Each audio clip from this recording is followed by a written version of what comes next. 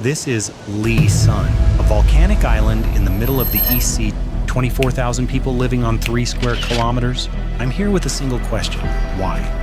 Why tens of thousands of people choose to live here? Something must be keeping them. I have to find out.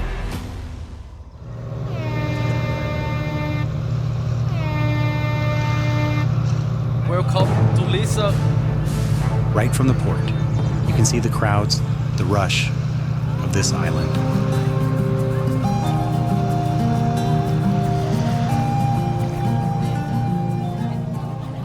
The homestay owner picked me up. But I didn't expect that. The entrance to my place is such a narrow maze. It's dangerous.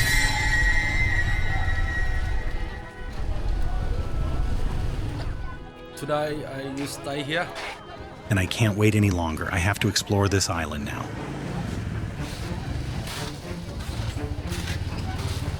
It is also difficult to walk here.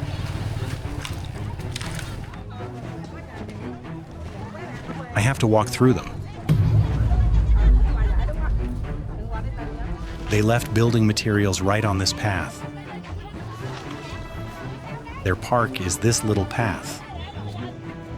They are drying clothes in the public walkway in front of their gate.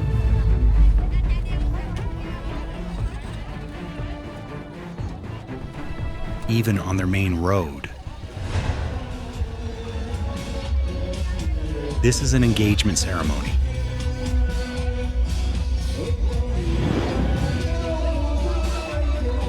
They are working right in front of the entrance to their house.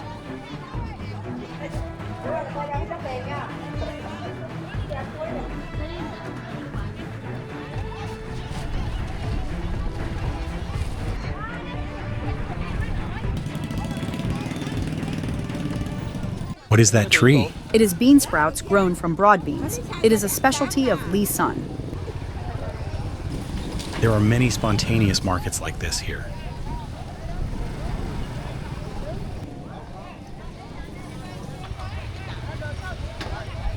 There are still a lot of houses under construction. Is this sand imported from the mainland? Seashore sand can't be used for house construction, is that right? Almost everything has to be imported from the mainland. No need to look further. This density is a sign of survival and prosperity. The fishing port is a non-stop battlefield. Traders rush and compete to buy seafood even before the boats have docked. They have containers ready in their hands to hold the seafood. The person who is faster and offers a higher price will be chosen by the boat owner to buy. Their offshore fishing vessel is not quite modern yet, but the result is a hold full of fresh fish. The buyers have been settled. The ship's hold is full of fresh scad. Their estimated income is about a few $1,000s. You can see the traders who couldn't buy the fish just standing and watching from afar. This fish is immediately transported to the mainland for sale. She marks her packages by spray painting the containers.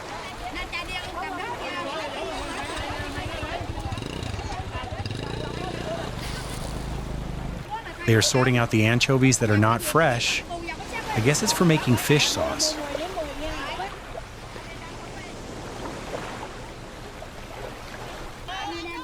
The fish is weighed by the traders, then payment is made right on the spot.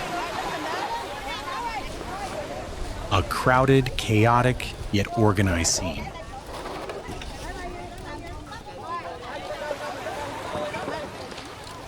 While the transactions are quickly being completed, these men are preparing to head back out to sea. The basket boat is the vehicle they use to travel to the large vessel. The lives of these men are constantly at sea.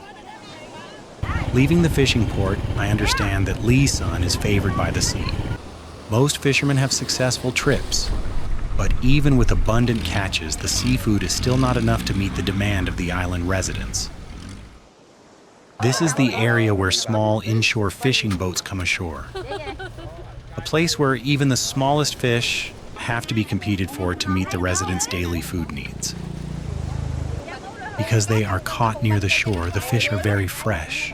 Some are even alive. Just looking at them makes me hungry.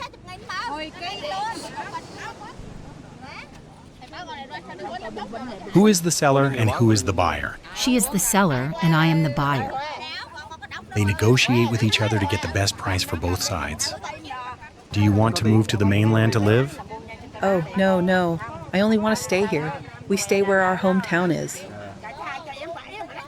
But my children are living on the mainland. They live on the mainland? They went to university and then stayed on the mainland. The fish was quickly sold out in just 5 minutes. She's checking her income.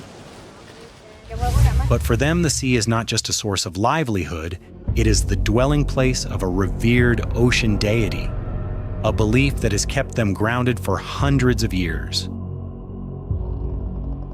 Here have 2 wells, so very big.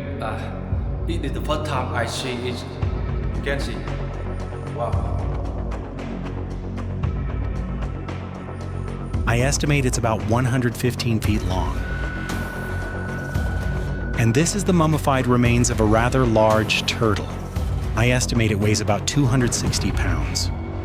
Whales are worshipped by Vietnamese fishermen as a guardian deity of the sea. Prosperity combined with a deep-seated faith in the ocean, that is the first reason they live here. But there is another reason, an economic reason that forces them to live so cramped and make such sacrifices. Standing from this mountain peak, you can see them living clustered together to free up the land for some kind of crop. Do you know what this plan is? Lee Sun Solo garlic is currently priced at $40 to $50 per kilogram. That's right, you're not mistaken. They have accepted living in cramped, crowded conditions for this rare garlic, but why is it so rare? This is red basalt soil taken from the volcano. It is then mixed with sand from coral reefs right here on the island. This unique mixture makes the quality of the garlic here exceptional. You can see this garlic field is located right at the foot of those volcanoes. Its soil has a characteristic red color. What are you doing, ma'am? Yep, pulling weeds to clear the soil. I'm lucky to have arrived during the planting season for this crop, and this is the stage of weeding. How old are you, ma'am? About 63 or 64. The secret lies in the contrast of the terroir. The island's volcanic soil is rich and retains moisture, contrasting sharply with the quick-draining layer of coral sand. This perfect, seemingly contradictory blend is what creates a garlic with a characteristic pungent and spicy flavor, a unique taste that cannot be found anywhere else on this strip of land. Solo garlic is actually just a mutated bulb. Unlike the garlic we're growing here, it doesn't divide into many small cloves. Instead, it concentrates all its nutrients into a single, solitary clove. This is why it is richer, more fragrant, and spicier, selling for several times the price of common garlic. Does the garlic need watering, ma'am? Once a day, once every 3 days after they sprout. Besides growing garlic, do you do anything else, ma'am? No. Besides growing garlic, I don't do anything else. Aren't you planting peanuts? After we finish harvesting the garlic, we plant peanuts. Do you plant them on this same piece of land? If the price of garlic is high, the income is greater than growing peanuts. But if the price is low, the income is actually less than growing peanuts. After harvesting the peanuts, we work the soil and plant onions. Are the onion prices good? If $2 a kilo is a bumper crop. How long to harvest? The onions take about a month and a half. This garlic yields just 1 crop per year, but a single harvest is enough to significantly improve the lives here. This is why over 24,000 people accept living clustered in an area of only 3 square kilometers. Is that the only plot of land you have, ma'am? There was plenty, of course, but I've already divided it all among my children. It seems like there are many births here. On average, each family usually has about 10 children. The benevolence of the sea, coupled with the volcanic soil and coral sand, has transformed this place into a land of rich economic potential, promising a better life. Yet even as life improves, the shadow of the past remains. The high birth rate, and lack of resources in the education system have constrained the younger generations, creating a massive population pressure hidden behind the island's pristine veneer. To truly understand this island, we must now explore its primal beauty. This is a volcanic cliff formed approximately 25 million years ago. It has created a breathtaking natural wonder found nowhere else in Vietnam. This place is called Hang Khao. It is a place highly frequented by tourists during the summer. This is the view from the top of this cliff. Very beautiful shore.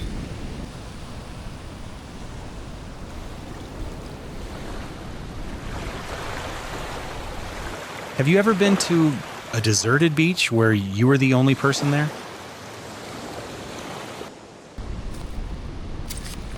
I feel like I'm stranded on a deserted island because there is so much trash here. There used to be a coffee shop here. Since this is the off-season for tourists, there's nobody here. If you were here alone instead, would you be scared? The tables and chairs lie dormant on the sand. They are the sole remnants of a vibrant summer gone by. And in this moment, on this vast beach, I am completely alone. And I wonder how small I am as a human being. The feeling of being alone on a deserted beach is hard to describe. The second location I visited is called Kong To Vo. The name sounds like the entrance to a wasp nest. It appears this is a quite stunning spot for a photograph. If you come here in the summer, this place becomes the ideal playground for activities such as scuba diving, coracle boat rowing, kayaking, and exploring the coral world beneath the rock arch. That is a wonderful way to feel the energy of the sea. However, this journey would not be complete if we did not seek absolute tranquility. Let this gate guide us to the most sacred place on the island. Welcome to Hang Pagoda. The unique feature of this pagoda is that it is located inside a cave. This cave is located at the foot of the island's largest volcano named Toi Loi.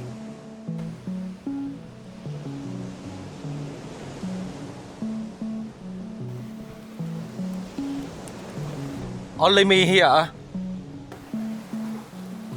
As you can see, this is pure rainwater that is filtered through layers of the massive volcanic basalt rock on the mountain and drips drop by drop from the stalactites on the cave ceiling.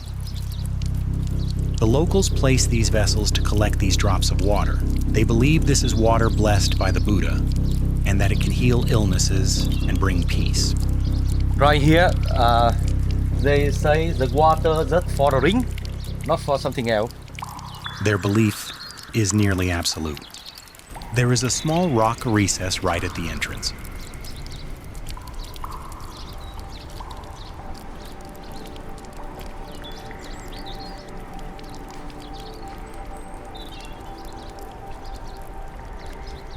The cave ceiling is just over 3 meters high, creating a space that feels both solemn and intimate. But its most unique feature is that this pagoda has no resident monk. The people of Lai Sun take turns maintaining it and offering incense, making this a powerful symbol of community faith on the island. The temperature inside the cave is a little hot. Leaving the sacred sanctuary, our journey continues beneath the sea, where the people of Lai Sun struggle daily to make a living on the coral reefs. Diving for sea snails on the coral reefs is one of the harshest livelihoods on the island, where locals must trade their health for valuable catches. Specifically, this is the green turban snail, scientifically known as Turbo marmoratus. It sells for only about $2 per kilogram, but once the shells are cracked off and only the meat is sold, the price jumps to about $4 per kilogram. Vietnamese people call it ốc sa ku.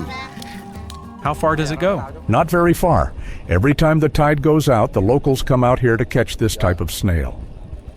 Maybe I should go out and try catching a few snails myself. Wait a minute, where's my drone?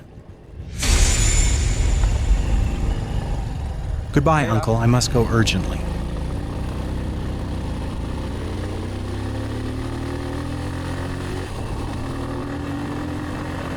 It seems I left it behind at the pagoda earlier. I must run as fast as I can. I hope it's still there, even though 2 hours have passed.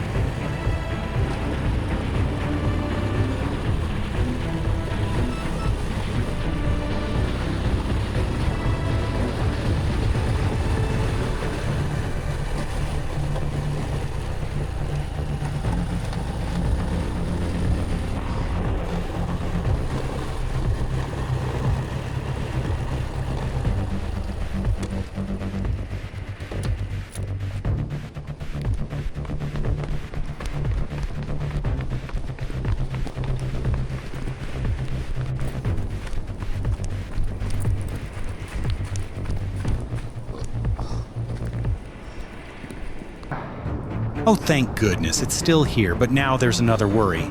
I don't know when the next ferry is to return to the mainland. I am Thinh. Please subscribe to the channel to follow the next journey.